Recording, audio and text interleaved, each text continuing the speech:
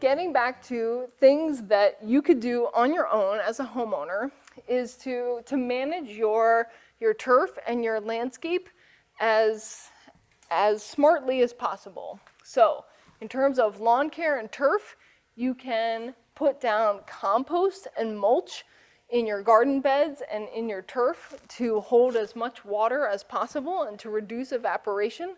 This will reduce your water usage.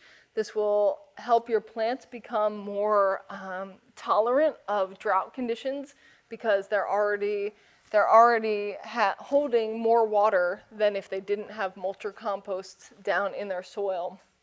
You can also mow as high as possible. We recommend raising your mower blade to at least 3 inches.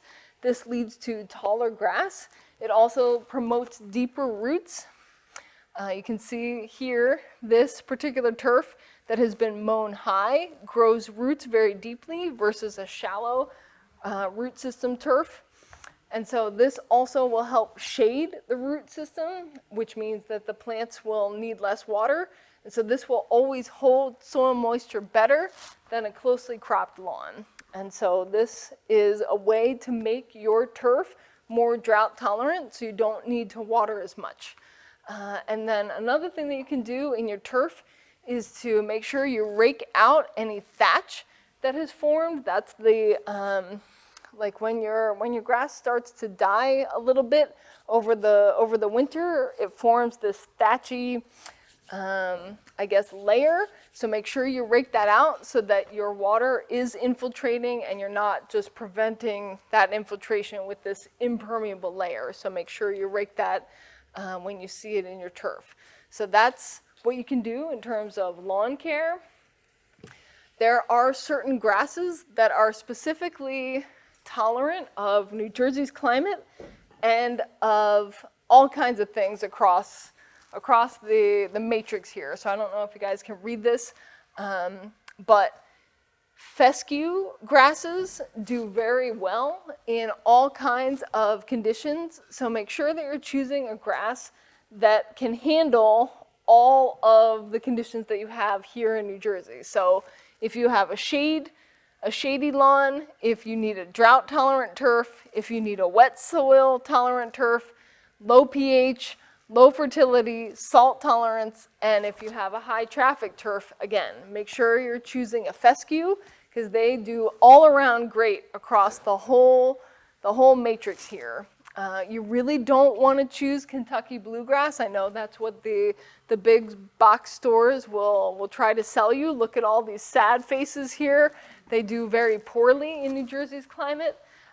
So try to look for a fescue. Either the tall fescue or the fine leaf fescue are best for New Jersey in terms of all of these tolerances.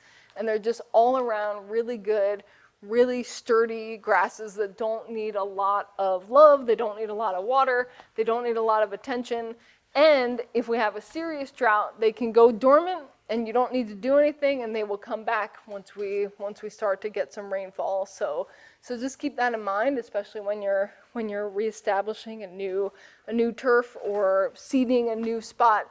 Think about the fescues rather than that Kentucky bluegrass that the big box stores are always pushing. So make sure you're choosing the correct grass in order to be as environmentally friendly as possible. Yes. Yes.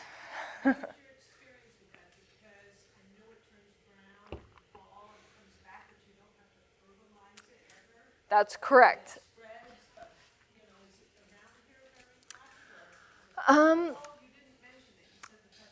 I didn't mention the zoysia because a lot of people don't like that it goes dormant in the fall, just because, in case you haven't noticed, New Jersey's kind of obsessed with their lawn and having a green, neon green, beautiful grass.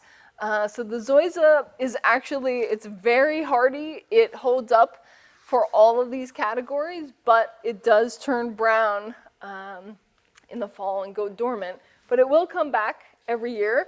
It's just many people don't really like the look of it because of that dormancy. But it's excellent. It's very hardy. It will withstand all kinds of conditions. It's just, in terms of your neighbors or keeping up with the Joneses. It's not, people don't like it, but it's a very hardy, stable grass, and that's one that you can just forget about it. It doesn't need a lot of fertilizer. It's okay in shade. It's not the best, but it will tolerate shade. It's not an unhappy face. It has some shade tolerance. Most people associate zoysia grass with the South, like Florida and some of those southern states, but it will do well here in New Jersey. So that's another option. I just didn't mention it because of that negative connotation that it carries, but it's excellent. Very sturdy, but most people don't really like it because of that. It goes brown. But any stores that would get you seed that's just fescue? yeah, they do sell it. It's just not pushed as much as the bluegrass. I have seen it at the big box stores. You just have to look for it. Yep. Okay, how we doing? I feel like I'm going 100 miles an hour. One thing I want to say too is like a lot of the soil in this community is clay. Okay. So clay is like, it doesn't really soak a lot of water up that well too. So you have to think about the soil conditions of the soil, the type of soil you have in the area also. That's true. So, That's a good point. So aerating your property may be very useful for increasing and promoting infiltration. And then in terms of some of these installations that I'm talking about, you may need to add some things to the soil. is there anything you Yeah. aerate and then, maybe you gotta put more, type of, fertilizer or that type of, Yeah. So you don't really want to add any more fertilizer or any more sulfur, but adding compost will promote aeration in there because you're adding organic matter, which will get the critters and the microbes and all those earthworms really active in your lawn, and that'll promote aeration as time goes on. But you don't really need to, with a clay soil, it doesn't need any more fertilizer, you just need to promote infiltration. And so aerating and getting that compost in there will help. sand or something? You could put down sand, that will certainly help infiltration, but most people don't see sand as a first option. I would recommend the compost just because What do you mean by compost? so What kind of compost? any kind of compost. Sell that at Home Depot? Yeah, they sell it at Home Depot. They sell it at nurseries and all those landscaping type supply stores. A lot of people have composts in their own yard, just I have using. a compost collector. Sure. Stuff, but Okay. to add that to a clay soil after you aerate it, it's hard to do. You can put it in a spreader or just spread it on your grass. Yep. You just spread it thinly on top of the grass. Yeah. Is It that doesn't. fine? It'll go out and spread? Yeah, as long as the compost is what they call finished, you don't want to, have your banana peels and your coffee grinds that you just put in there yesterday. Don't put that out on your lawn. Make sure that the compost is finished. It's been through that very high temperature process, and it's been, gone through that process, and it's becoming something that's, it's very fine. It Yep. has to be fine enough. Yeah, so it has to go through the whole process.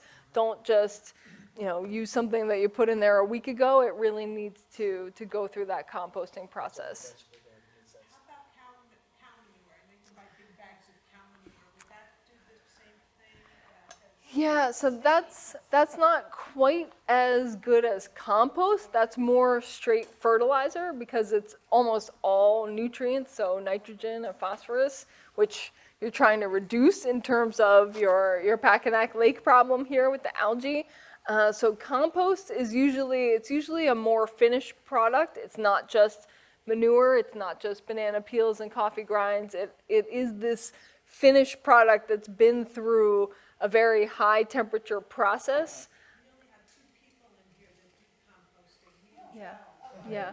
Great, thank you. Yeah, and it sounds like this guy does composting or knows about it.